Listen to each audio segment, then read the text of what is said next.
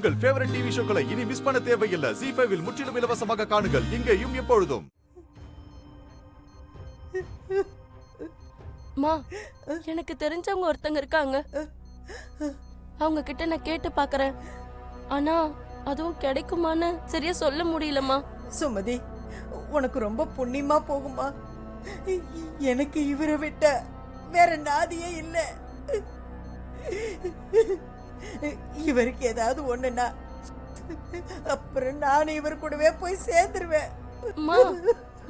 ஏமா இப்படி எல்லாம் பேசுறீங்க? இப்படி எல்லாம் பேசாதீங்கம்மா. நான் கண்டிப்பா கேட்டு பார்த்துட்டு சொல்றேம்மா. நீங்க அழாதீங்கம்மா. இருங்கம்மா, நான் வரேன்.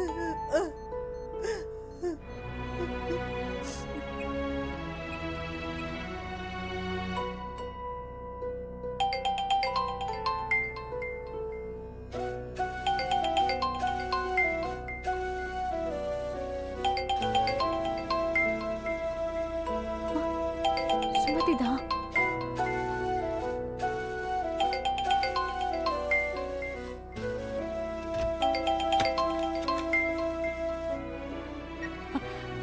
ஹலோ சுமதி, எப்படி இருக்க?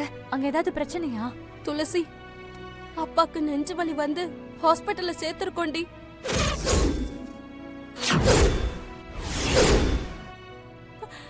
சுமதி, என்ன சொல்ற நீ?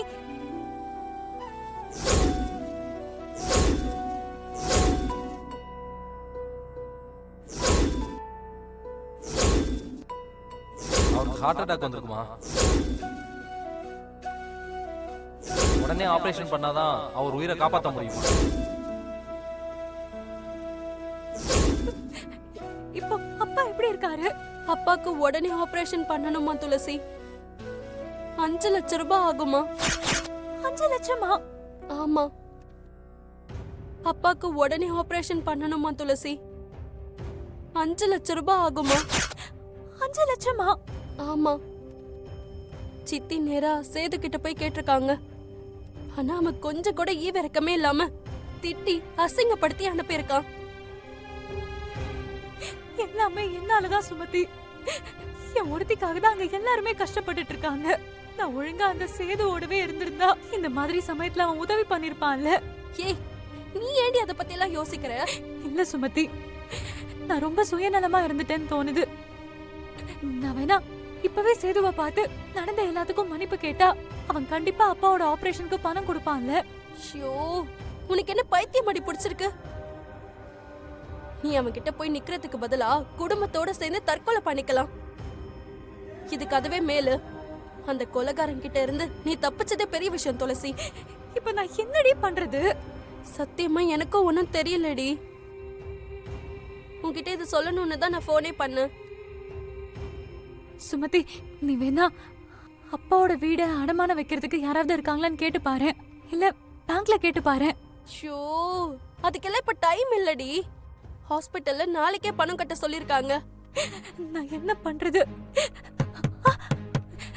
சரி, நான் அப்புறம் பேசுறேன். ஏய், இருடி.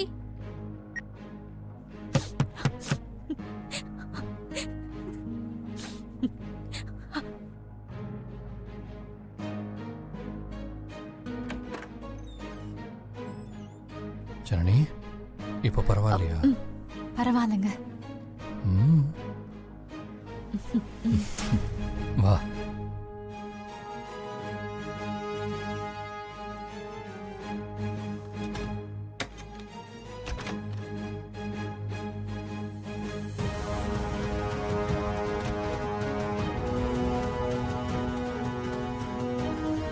ஷோ, துளசி வர போனை கட் பண்ணிட்டாலே.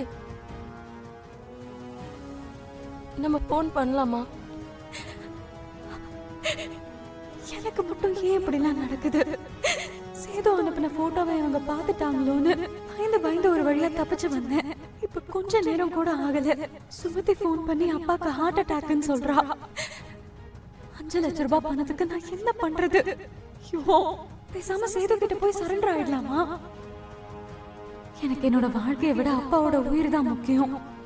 அப்பாவை எப்படியாவது காப்பாத்தணும். அவருக்கு ஏதாவது ஆயிடுச்சுன்னா அதுக்கு முழு பொறுப்பும் நான் தான். ஜனனி ஜனனி என்னாச்சுமா? என்ன ஹெல்ப் ஏதாவது வேணுமா?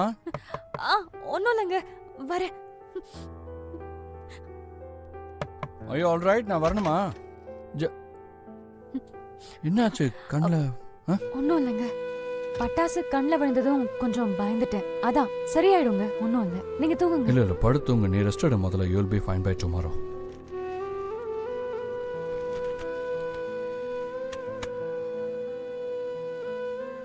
விட்டுருங்க, பரவாயில்ல. இல்லை இல்லை, இரு இரு.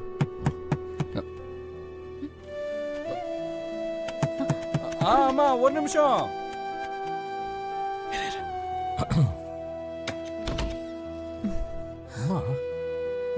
என்னாச்சுமா? என்ன நோண்டுற? காலையில இருந்து நடந்து நடந்து முட்டி குதிகால் எல்லாம் ஒரே வலி. என்னால நடக்கவே முடியல. பார்த்து வாங்கம்மா, பார்த்து.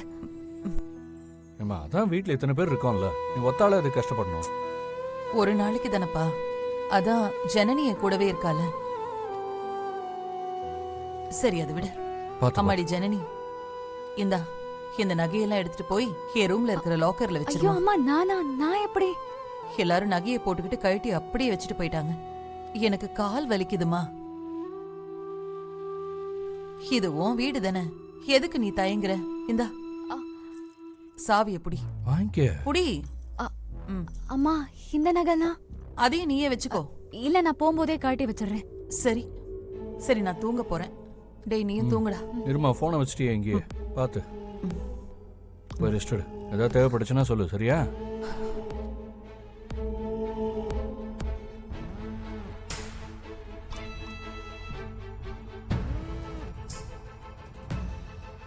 போய் ரெஸ்ட் எடு. ஏதாவது தேவைப்படுச்சுன்னா சொல்லு, சரியா?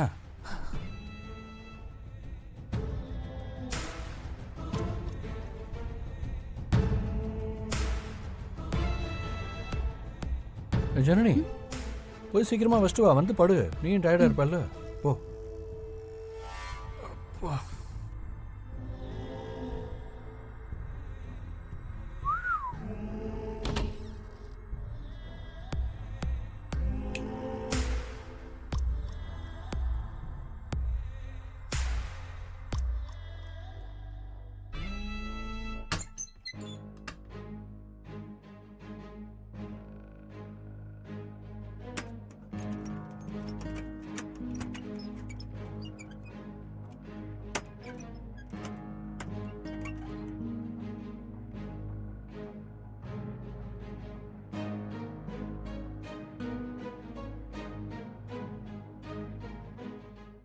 ஜீ5 ஆப்பை டவுன்லோட் செய்து அனைத்து எபிசோடுகளையும் இலவசமாக பாருங்க.